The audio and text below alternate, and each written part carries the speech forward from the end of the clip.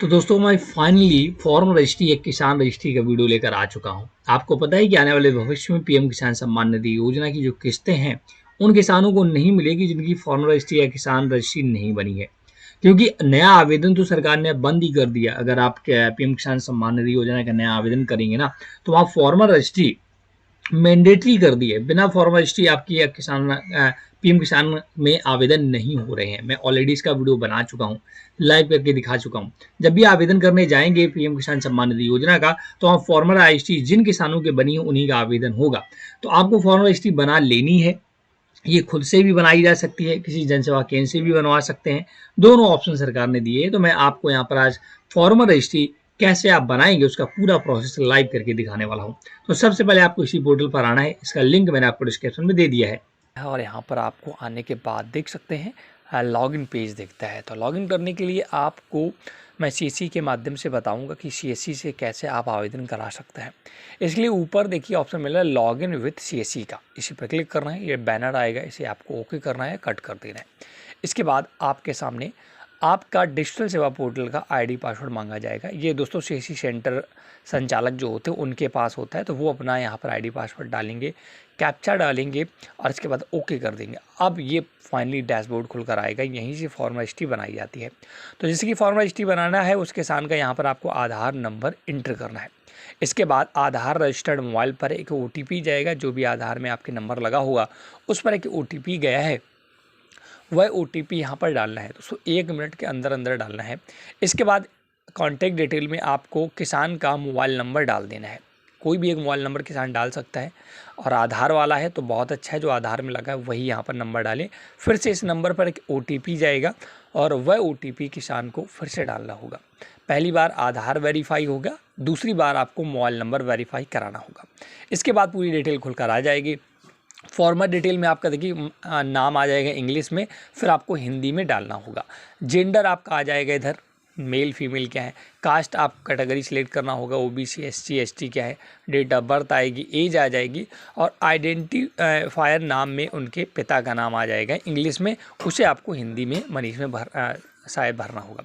तो देखिएगा, मैं जो इनका नाम है मनीष सिंह इंग्लिश में, मैं उसे हिंदी में यहाँ ट्रांसलेट करके भर रहा हूँ।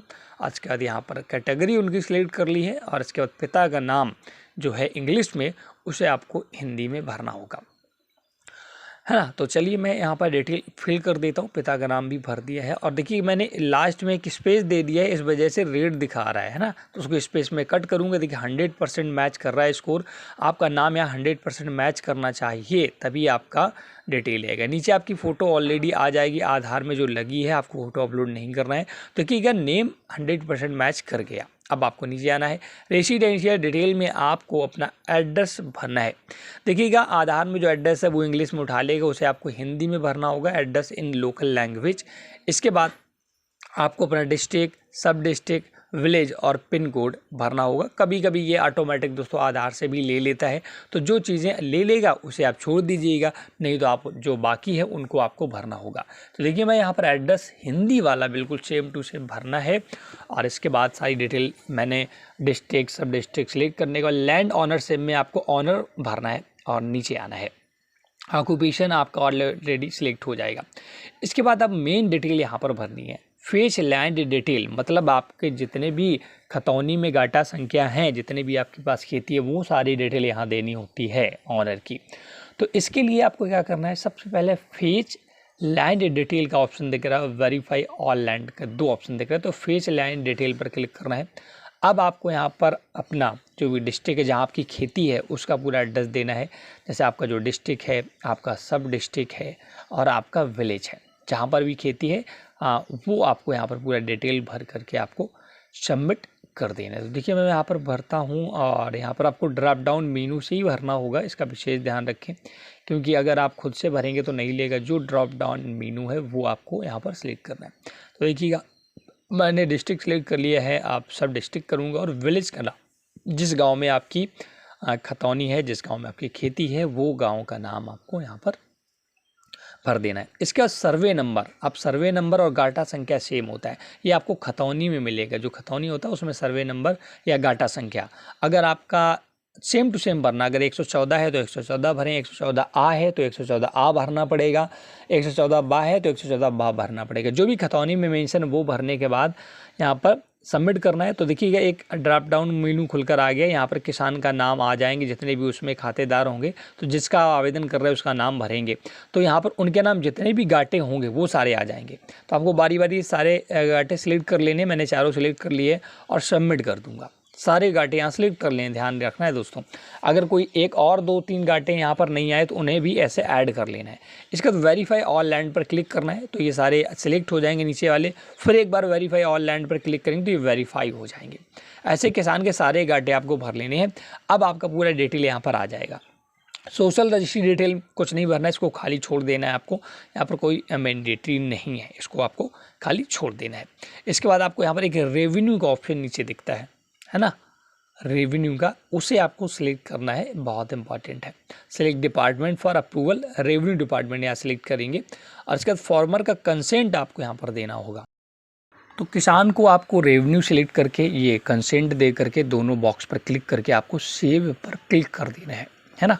अब दोस्तों आपका किसान का डिटेल सेव हो चुका है। अब आपको एक बार फिर से ई साइन करना होगा, तो ऐसा डैशबोर्ड आएगा। तो आप OTP पर क्लिक रहने के बाद प्रोसीड टू ई साइन पर क्लिक करेंगे। अब आपके सामने एक नया पेज खुलकर आएगा जिसमें आपका किसान का आधार कार्ड नंबर मांगा जाता है। देखिएगा थोड़ा सा यहाँ पर सर्वर की प्रॉब्लम है, तो पेज खुलकर आएगा। आप ऊपर देखिएगा डिक्लेरेशन देना, एक बॉक्सेस पर चेक मार्क मार के नीचे VID आधार कार्ड नंबर किसान का मांग रहा है। तो आपको यहाँ पर किसान का फिर से एक बार आधार कार्ड नंबर इंटर करना है इस बॉक्स में, है ना, क्योंकि यहाँ पर ई साइन होगा लास्ट में एक बार, बहुत इंपॉर्टेंट है। अगर ये स्टेप नहीं किया तो फिर आपका फॉर्म रजिस्ट्री अधूरी रहेगी। तो आपको किसान का आधार कार्ड नंबर डालकर सेंड OTP पर क्लिक करना है। तो एक आधार रजिस्टर्ड मोबाइल पर OTP आएगा, वो डालेंगे और आपको वेरीफाई करा देना। देखिए सक्सेस OTP वेरीफाइड हो चुका है, OTP वेरीफाइड हो चुका है, किसान का ई साइन हो चुका है। अब आपको वेट करना, कुछ भी नहीं करना है, ऑटोमेटिक ये आपको पेमेंट गेटवे पर ले जाएगा CC वैलेट के। तो आपको डिजिटल सेवा पोर्टल का यहाँ पर पासवर्ड एंटर करना है। इसके बाद वैलिडेट पर क्लिक करना है। अब आपको दोस्तों 5 रुपये का यहाँ पेमेंट करना होता है CSC की तरफ से। तो वैलेट का पिन मांगता है, जो CSC वैलेट होता है वो आपको पिन डाल देना है और यहाँ पर आपके CSC वैलेट से 5 रुपये 3 पैसे का पेमेंट सरकार काट लेगी, है ना। 5 रुपये 3 पैसे फीस यहाँ पर लगती है। वैलेट का पिन डालने के बाद वेट करना है, ऑटोमेटिक, कुछ भी नहीं करना। पेमेंट सक्सेस हो चुका है और ये आपकी फॉर्मर रजिस्ट्री फाइनली तैयार हो चुकी है। अब आपको इसे डाउनलोड करके किसान को दे देनी है। ये इस प्रकार से आप फॉर्मर रजिस्ट्री प्रॉपर तरीके से आप अपनी बना पाते हैं। तो देख सकते हैं इसे आपको डाउनलोड करने के बाद, प्रिंट करने के बाद किसान को जरूर देनी है। तो दोस्तों ये वीडियो आपको कैसा लगा जरूर बताएं, वीडियो को लाइक शेयर जरूर कर दें। कोई भी डाउट है तो कमेंट सेक्शन में पूछ सकते हैं। फॉर्मल हिस्ट्री के संबंधित किसी प्रकार का डाउट के लिए आप हमें कमेंट करिएगा। वीडियो पसंद आया हो तो प्लीज लाइक शेयर जरूर करिएगा। चैनल हेल्प न्यूज सब्सक्राइब नहीं किया तो जरूर कर लें। Thanks for watching.